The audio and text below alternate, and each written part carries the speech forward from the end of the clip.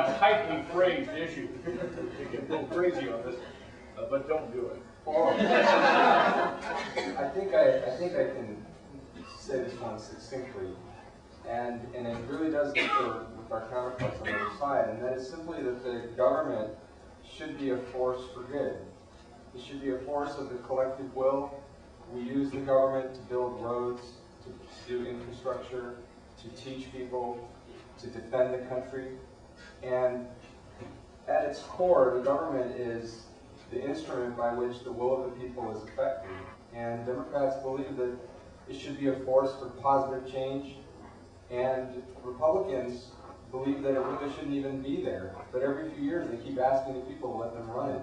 And I think that's why we're in the situation that we're in. We have a group of people that spent 8 years running a ship that they didn't think should even be around. And so, not unexpectedly, they ran it aground, or it's sinking. And we need people who believe that the power of the government can be used to make the lives of people better. And I think that it's important when we talk about America and its role in the world. You know, we shouldn't measure the greatness of our country by how well the top 1% does. We should measure it by how the bottom 95% live. And I think that here we have a lot of work to do.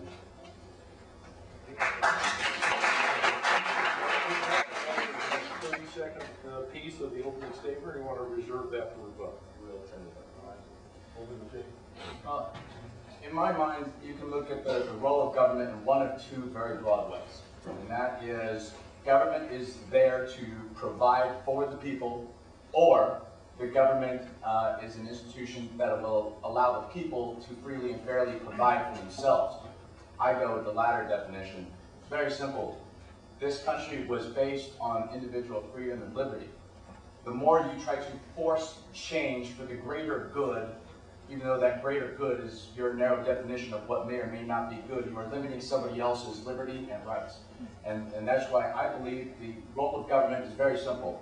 Provide for the courts so we can enforce our contracts, provide public safety and infrastructure, and the common defense, and that's really about it. Everything else, any other law is a law that's going to infringe upon your personal liberty and freedom. I think it's interesting that you chose the example of the courts, because when they make a decision, they don't like it. No, they have to. There's no water opening. That's all right. Go ahead. Yeah, I would.